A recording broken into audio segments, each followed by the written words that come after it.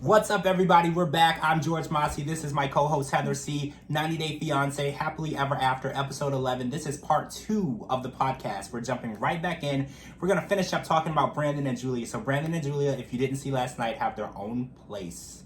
They have their own apartment off the family farm. Julia could not be, well, if it was in Miami, she would be a little more happy, but she couldn't be happier with the situation. The apartment is actually really nice.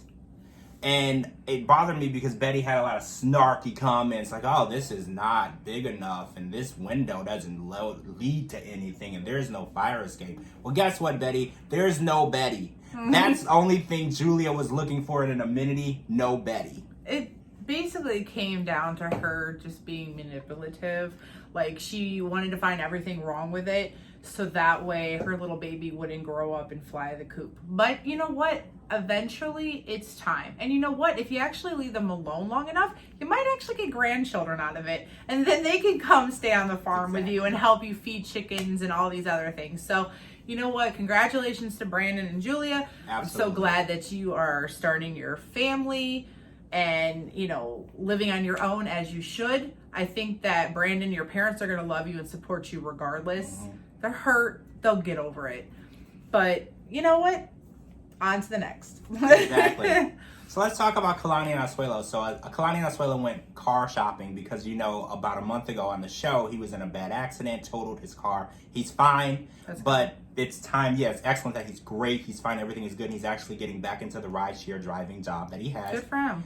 And he dropped a bomb on Kalani. Well, actually, not on Kalani, on the car salesman. He says, oh, well, we should get a minivan. And the car salesman says, it's not good on gas. And he says, oh, well, we're going to have like 7 kids. And Kalani's like, excuse me.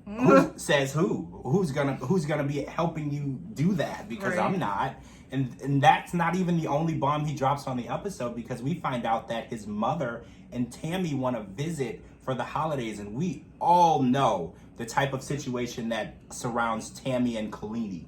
The last time they saw each other, Tammy basically said, the next time I see you, I'm going to beat your ass. His sister needs to stay in her place. She is so disrespectful. I mean, the fact that you have so much to say and you don't even have anything to do with it. Like, I don't see you doing anything. Like, okay, so you're going to take your mom to his house. Okay. And like, I get in like their culture, they're really big on the son stepping up and taking care of the family. And he never said he wouldn't. But they also have to realize that he decided that he wanted to have a family and they want so much more. Mm-hmm. They don't want to grow up they don't want their kids to grow up the way they grew up. Mm-hmm. He said that. Actually, Kalani said it. She's like, you know what? A big family is great and wonderful, but we don't want to grow up poor. We don't want our kids to have to suffer the way we did. So I think that Tammy owes them a huge apology. I think she came at them wrong. And I don't think that's going to happen because the previews look really good. So we're going to stay tuned for that one. Yeah, it's going to be a Christmas celebration to remember. And I forgot to mention that Asuelo's mom said that she's going to be moving back to Samoa. So this is going to be a trip that she wants to see her children before she returns to her country. And right, so I assume that she might be picking up a payment, you know, to take back with her. But she don't care about those kids. So she said it. She just wants that money. She said it. All right, so let's talk about Tiffany and Ronald. So the episode in South Africa last night, I was extremely jealous of Tiffany because they got to go to the elephant farm and there was giraffes and elephants, and you could, in America, like Daniel said, we can't walk up and feed an elephant. They don't allow that. So I was super jealous and I was like, South Africa is not as bad as people are making it out to be. This place is beautiful. The surrounding areas were beautiful. The things that you could do were beautiful. The Christmas shop was beautiful. You spent a lot of money though. Yeah, so let's talk about that. Let's just jump right in. So $680 on Christmas decorations. And this is his plan to keep Daniel interested in being there throughout the holidays. Now, this is not presents. This is just decorations. And 320 of it was just the tree. So and let's go back a little bit. A few days prior, he couldn't finish paying for their groceries. So where do you think this is going to go? What is this going to lead up to? I think there's so much wrong with this. I think that, first of all, he should never go through a child to get what he wants. He's using that child as bait to lure in what he wants. Mm-hmm. Second of all, we know he doesn't have the funds to cover it. He's using this as like some type of pretend La La Land, like, oh my God, I got this, knowing, and she knows it too, that this is gonna hurt him. This is gonna hurt him. And you know what? In the long run, your family is all that matters, not this materialistic stuff. All she ever wanted and asked for was for him to step up and be a good father, a good stepfather, a good husband, a good provider.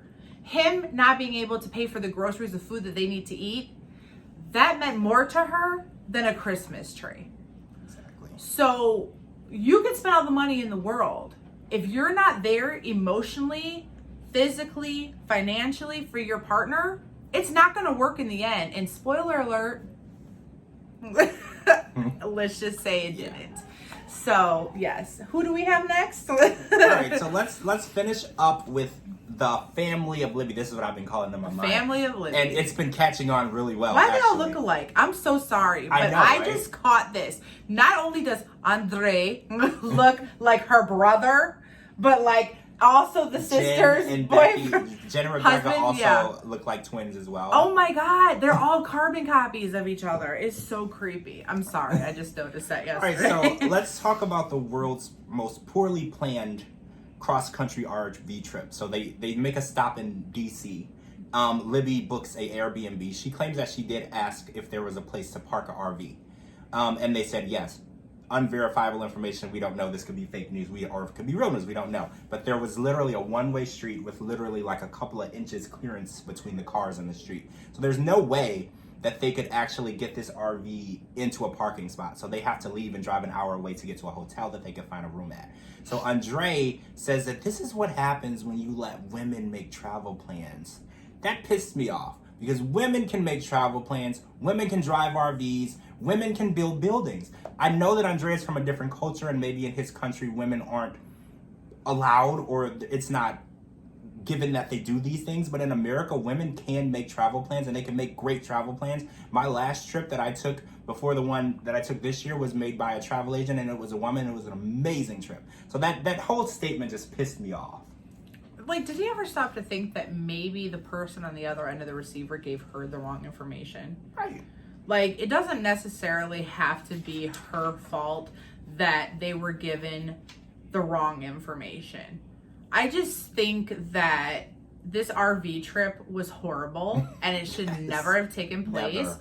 I know it was for TV. I know this was TLC's fault, because nobody in their God green earth will think that it is a great idea to say, hey, I know we barely get along and we want to murder each other half the time, but let's go on a road trip. Cross-country road. Come on. And they got the aunt, and now the aunt's in on it too. I'm telling you, Andre's not welcome anywhere. Let's talk about Aunt Sue and on Grandpa Charles. So Aunt Sue she tells us from the beginning that she knows about Andre, and she knows that he's a liar and he's a manipulator. So when he comes in, Charlie uses this opportunity to make sure that a fight is ensued. So once the fight starts, Aunt Sue is like, Andre, you need to calm down. So she takes her family side, which any family member would do. I just don't know how this family reunion is going to go, because this was the night before, guys. The reunion doesn't happen until the next day. And this is the first 15 minutes of the family getting together. They talk too much. Before anything could even take place, they're already mentioning a $100,000 loan that Andre has asked for. So on that note, we're going to end that part 2 here. And we're going to wait and see what happens next week, because there was a pool scene and there were fist fighting in that scene next week.